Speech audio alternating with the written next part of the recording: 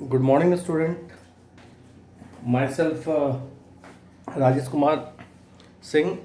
और आज जो है बेटा हम गवर्नमेंट बजट के बारे में पढ़ेंगे। सबसे पहले गवर्नमेंट बजट की मीनिंग के बारे में पढ़ेंगे। मीनिंग क्या होती है गवर्नमेंट बजट का?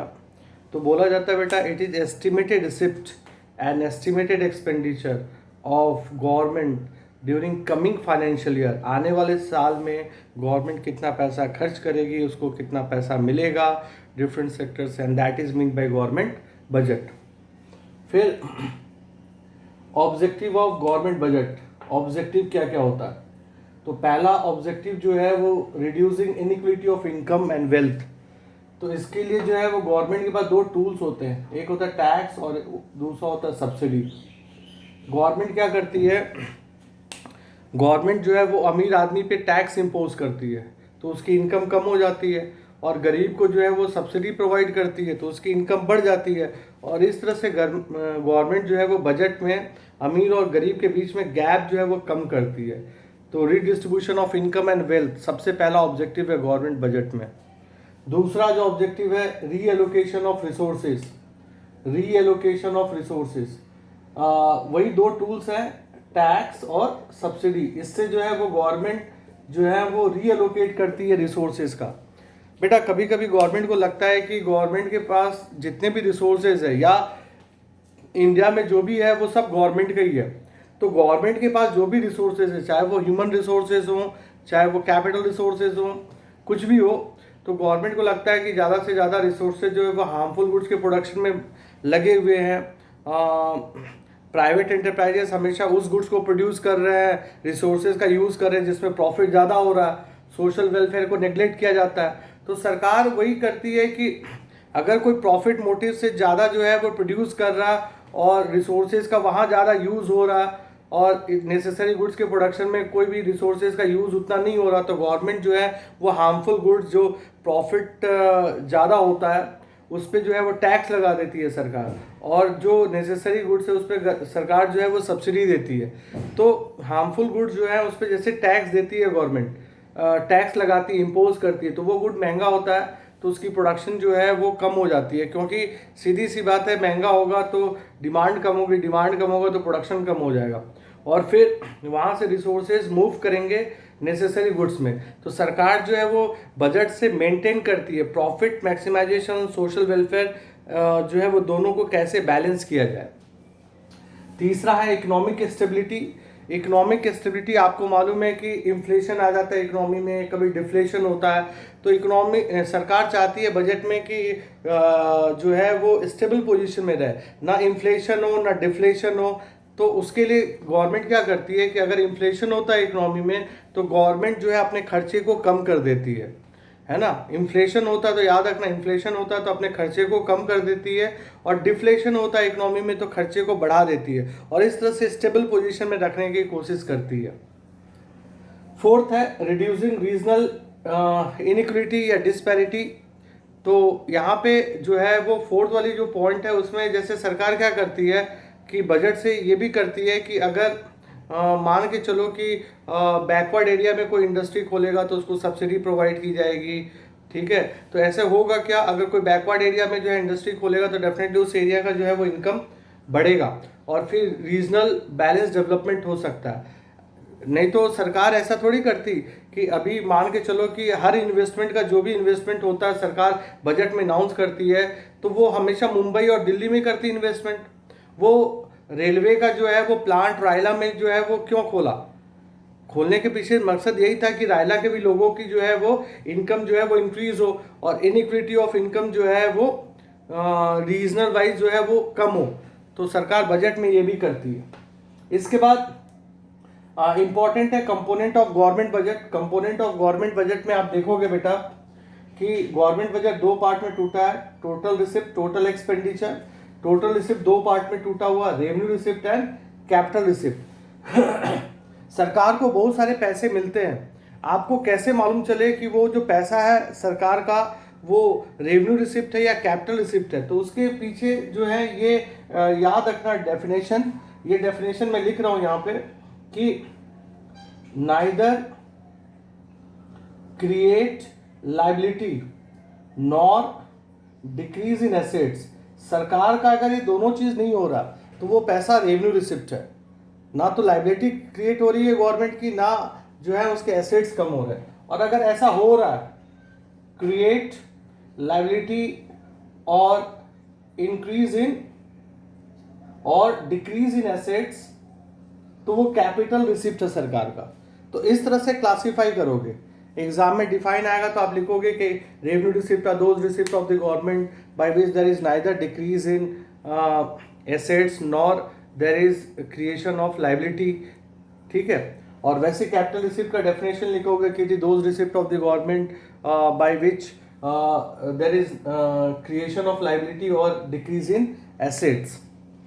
इसके बाद जो है रेवेन्यू एक्सपेंडिचर का भी डेफिनेशन और कैपिटल एक्सपेंडिचर का डेफिनेशन भी ढंग से याद करना पड़ेगा, नहीं तो आप कंफ्यूज हो जाओगे। देखो रेवेन्यू एक्सपेंडिचर का, neither decrease in liability nor increase in assets.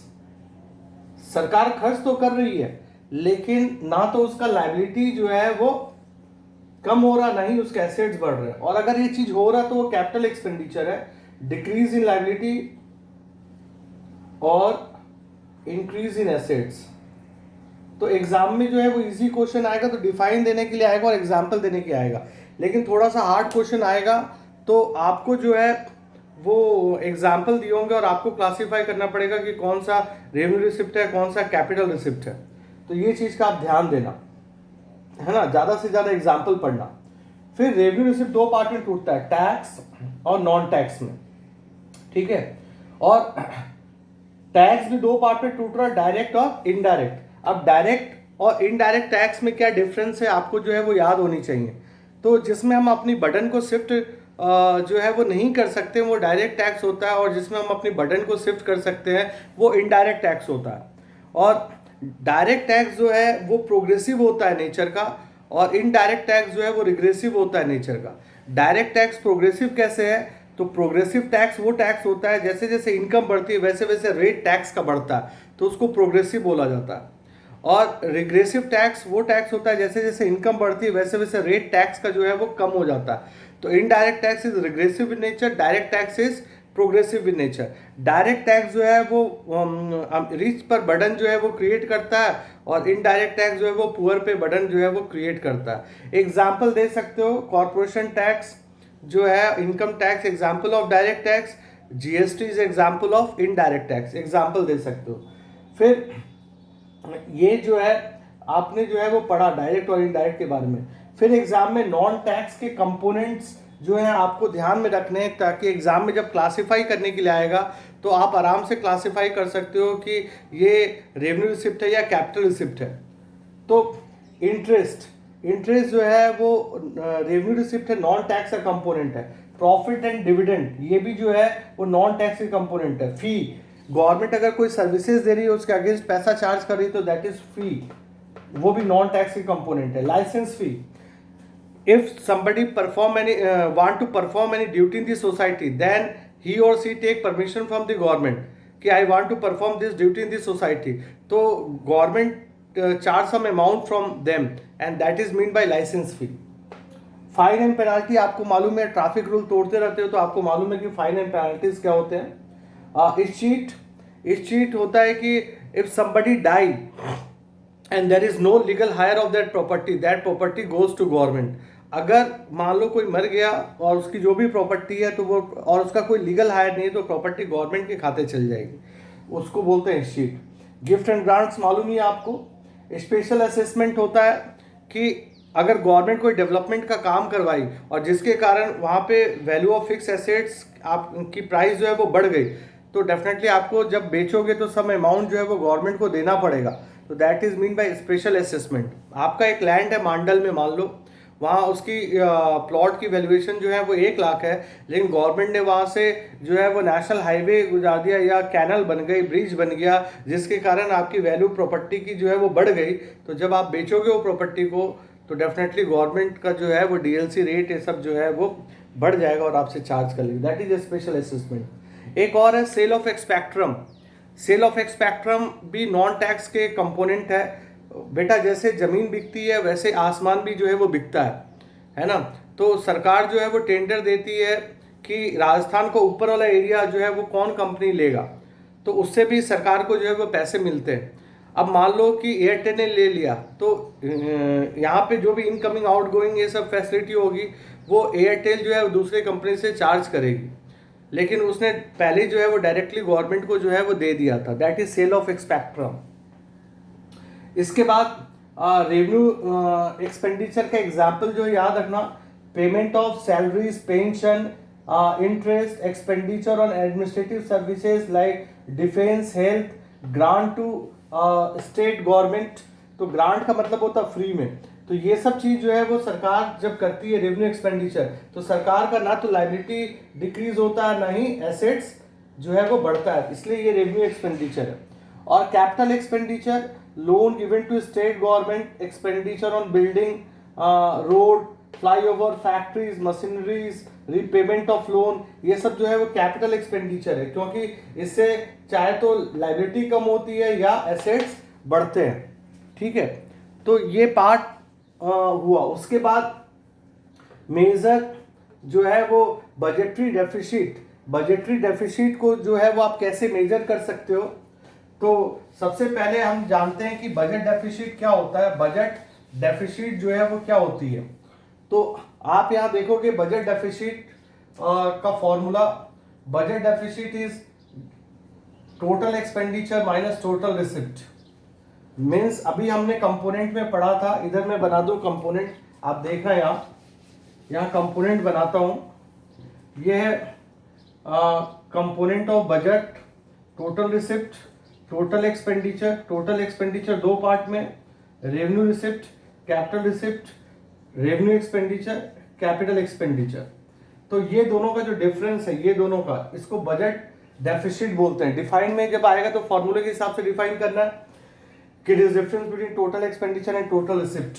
और इसको मेजर करने के तीन तरीके हैं। फिस्कल डेफिसिट क्या होता है, इसमें जैसे मैं इसको तोड़ रहा हूं, इसको टोटल रिसिप्ट को, तो मैं ऐसे लिख सकता हूं रेवेन्यू रिसिप्ट माइनस ये कैपिटल रिसिप्ट लिख सकता हूं, कैपिटल रिसिप्ट।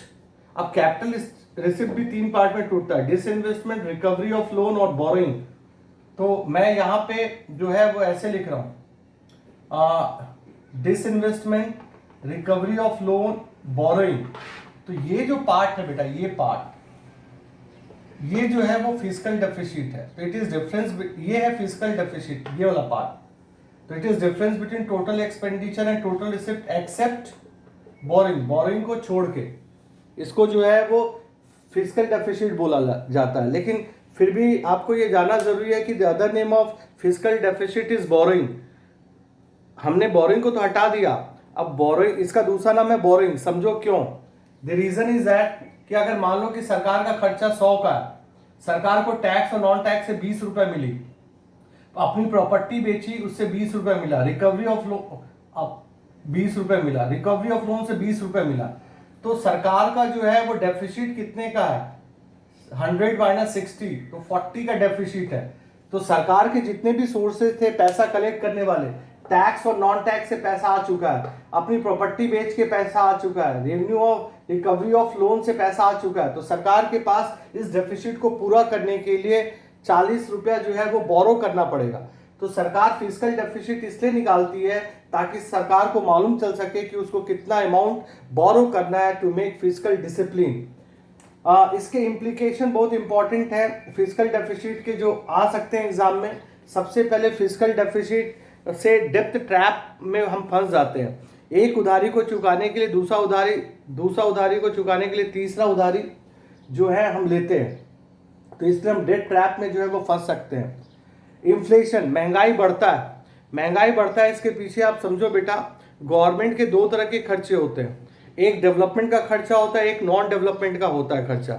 तो अगर सरकार जो है वो बोरोइंग के अमाउंट लेके अगर मान लो कि इंडस्ट्री खोल दी, तो वो डेवलपमेंट का खर्चा है। तो मनी सप्लाई इकोनॉमी में बढ़ गया, उधार लेके गवर्नमेंट ने खर्चा किया तो मनी सप्लाई तो बढ़ गया, लेकिन जब इंडस्ट्री खोली तो गुड्स एंड सर्विसेज भी बढ़े, तो फिर महंगाई नहीं बढ़ती है। लेकिन इंडिया की गवर्नमेंट ज़्यादा पैसा, बोरोइंग का पैसा जो है वो नॉन डेवलपमेंट में लगाती है। तो बोरोइंग का पैसा नॉन डेवलपमेंट में लगा दी, जैसे ओल्ड एज पेंशन ये सब है, तो production of goods and services तो नहीं बढ़े, लेकिन मनी सप्लाई बढ़ गई इकोनॉमी में, और उससे इन्फ्लेशन हो जाता है। तो फिजिकल डेफिसिट से इन्फ्लेशन होता है कब? जब गवर्नमेंट जो है वो पैसा किस में खर्च करती है? नॉन डेवलपमेंट एक्टिविटी में। तो उससे मनी सप्लाई बढ़ जाती है और इससे जो है वो इन्फ्लेशन जो है वो क्रिएट होता है, क्योंकि गुड्स एंड सर्विसेज नहीं होती हैं। हम फॉरेन डिपेंडेंसी जो है वो बढ़ जाएगा, क्योंकि हम दूसरे कंट्री से अगर लोन लेंगे तो डेफिनेटली जो है फॉरेन डिपेंडेंसी जो है वो बढ़ जाएगा। It create burden on future generation. मान लो कि आज सरकार ने लोन लिया, बोरो किया, तो उसको चुकाएगा कौन? आने वाला जनरेशन। आने वाले जनरेशन पे जो है वो गवर्नमेंट टैक्स इंपोज करेगी उसको चुकाने के लिए। तो it create burden on future generation. Crowding out effect. Crowding out effect क्या होता है? क्राउडिंग आउट इफेक्ट को समझने के लिए आपको जानना पड़ेगा कि सरकार जो है वो कैपिटल मार्केट से, मनी मार्केट से फंड इकट्ठे करेगी। उधार की जरूरत है, ठीक है, फिजिकल डेफिसिट है, तो डेफिनेटली उधार चाहिए, गवर्नमेंट को उधार चाहिए, तो डेफिनेटली वो कैपिटल मार्केट या मनी मार्केट से फंड इकट्ठे करेगी। अब जैसे फंड इकट्ठे करेगी तो definitely there will be shortage of fund for private enterprises. तो जैसे ही शॉर्टेज होगी प्राइवेट एंटरप्राइजेस का फंड, तो डेफिनेटली जो है वो रेट ऑफ इंटरेस्ट बढ़ जाएगा।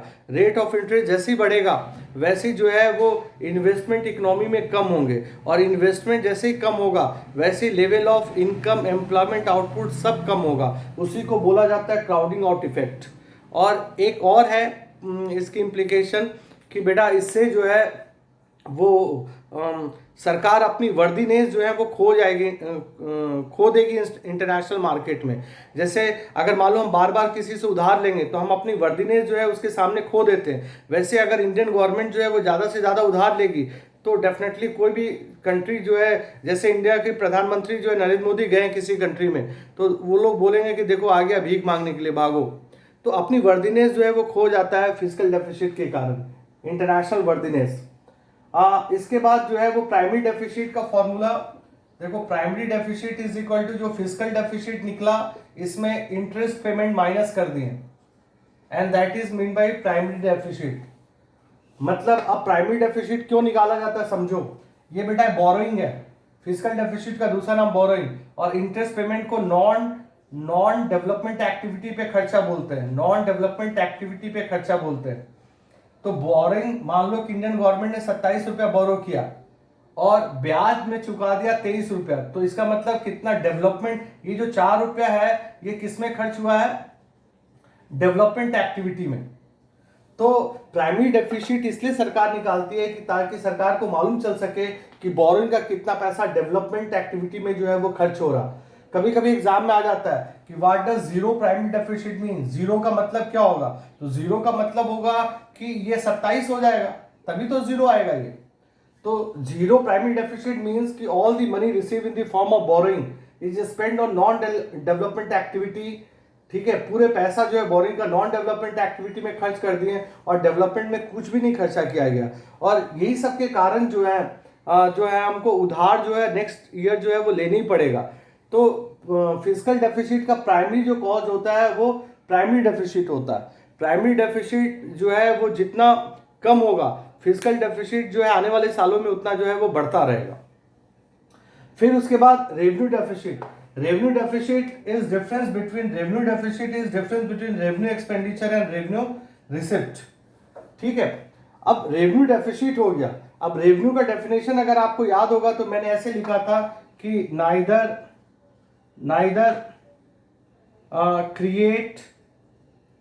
रेवेन्यू एक्सपेंडिचर का ये लिखा था कि neither decrease in liability nor increase in assets, ये लिखा था डेफिनेशन। तो सरकार के ये खर्चे जो है फालतू के खर्चे हैं, क्योंकि सरकार के पॉइंट ऑफ व्यू से कुछ भी नहीं हो रहा। तो जैसे ही रेवेन्यू डेफिसिट होता है, रेवेन्यू एक्सपेंडिचर जो है वो ज्यादा हो जाता है रेवेन्यू रिसिप्ट से, तो मतलब सरकार के फालतू के खर्चे में डेफिसिट है। तो डेफिनेटली फालतू के खर्चे में डेफिसिट है, तो इसको कम करने का तरीका है, इस डेफिसिट को कम करने का तरीका है इसको कम करो या इसको बढ़ाओ, है ना। तो सरकार जो है वो इसको कम नहीं कर सकती है, क्योंकि जैसे ही रेवेन्यू एक्सपेंडिचर को खर्च कम करेगी तो इसमें जो है वो सब्सिडी का पैसा है, ओल्ड एज पेंशन का पैसा है, तो डेफिनेटली रेवेन्यू एक्सपेंडिचर कम होगा तो सोशल वेलफेयर जो है वो कम होगा। और हमारी प्लानिंग में लिखा गया है कि हमको डेवलपमेंट तो करना है लेकिन इस तरह से करना है ताकि जो है वो सोशल वेलफेयर भी नेग्लेक्ट नहीं हो। तो इसलिए सरकार चाह के भी इसको कम नहीं कर सकती है। अगर कोई गवर्नमेंट कम करेगी तो डेफिनेटली अगले साल जो है वो सरकार में आएगी नहीं, क्योंकि लोग उसको वोट ही नहीं देंगे। और अगर इसको बढ़ाती है सरकार तो इसका कंपोनेंट है टैक्स और नॉन टैक्स। इसको जैसे बढ़ाती है गवर्नमेंट तो डेफिनेटली मैक्सिमम लोगों पे बर्डन इंक्रीज होता है और उसको सोशल वेलफेयर कम होता है। तो जैसे इसमें डेफिसिट होती है तो सरकार कुछ भी नहीं कर पाती है। तो डेफिनेटली इम्प्लीकेशन ये है कि whenever there is deficit in revenue then it provides signal to the government कि either curtail revenue expenditure or increase revenue receipt. But developing nation like India, government cannot do anything, because if government will curtail revenue expenditure, then social welfare will decrease, and when government will increase revenue receipt, then also social welfare is decrease. तो इसके लिए government का जो है दो ही तरीका है इसको पूरा करने के लिए, चाहे तो आप बोरो करो, आप जो है दूसरे कंट्री से बोरो करो या अपने इंटरनल सोर्सेज से बोरो करो, या जो है वो दूसरा जो है वो अपनी प्रॉपर्टी को बेचो, डिसइन्वेस्टमेंट करो, तभी जाके जो है इस डेफिसिट से जो है में कमी जो है वो आ सकती है। तो बेटा ये गवर्नमेंट चैप्टर में इतना ही है और आज के लिए बेटा इतने ही हम पढ़ते हैं। Thank you.